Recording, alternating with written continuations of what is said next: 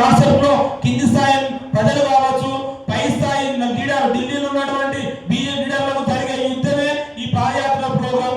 ఎందుకంటే ఇంత చక్కటి ప్రోగ్రామ్ ని కాంగ్రెస్ పార్టీ తీసుకుంది అంటే మీరు ఆలోచించండి. ప్రజలకు, సామాన్య ప్రజలకు, బీజేపీ లీడర్లకు జరిగే ఈ జై భీమ్, జై బాబు, జై సంవిధాన్ ప్రోగ్రాం సామాన్యులతో మొదలవుతుంది. కాబట్టి మన కాంగ్రెస్ పార్టీ అధిష్టానం గ్రామ స్థాయి నుంచి మొదలుపెట్టింది ఈ ప్రోగ్రామ్ ని. ముఖ్యంగా మనం చెప్పుకోవాల్సిందంటే ఈ ప్రోగ్రామ్ లో ప్రజా అభివృద్ధి కాంగ్రెస్ తో సాధ్యమైంది.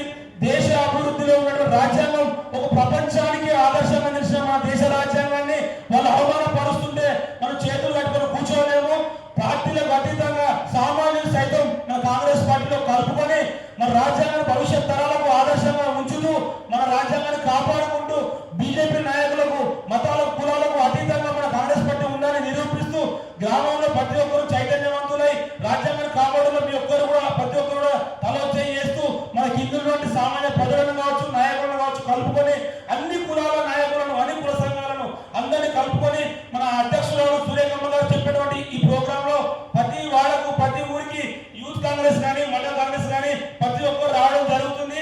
దాంట్లో మీ కింది స్థాయి నాయకులకు, మీ తోటి నాయకులకు కలుపుకొని ఈ పాదయాత్రను సక్సెస్ చేసి మా మంచిర్యాల జిల్లాని ఢిల్లీ వరకు చూపెట్టి రాజ్యాంగాన్ని కాపాడుకోవడంలో సామాన్యుడు సైతం ముందుకు వచ్చిందని, మా మంచిర్యాల జిల్లాని ముందుంచాలని మా సార్ గారి పేరు, ప్రేమసాగర్ గారి పేరు, సురేఖమ్మ పేరు ఢిల్లీ వరకు తీసుకుపోయి రాజ్యాంగం కాపాడడంలో కాంగ్రెస్ పార్టీ ముందున్నది. వారికి సామాన్యుడు సైతం సహకరిస్తుందని ఈ యొక్క మెసేజ్ చెప్పడానికే ఈ ప్రోగ్రాం చేస్తున్నారు. దయచేసి వచ్చే ప్రతి ఒక్కరు కూడా రాబోయే 2 తారీఖు జరిగే పాదయాత్రలో ప్రతి ఒక్కరు పార్టిసిపేట్ అయ్యి ఊరి ఊరికి మనం కమ్యూనికేట్ అయ్యి ప్రతి ఒక్కరు పాత్రదారులు విజయవంతం చేయాల్సిందిగా కోరుచున్నాను. ధన్యవాదాలు.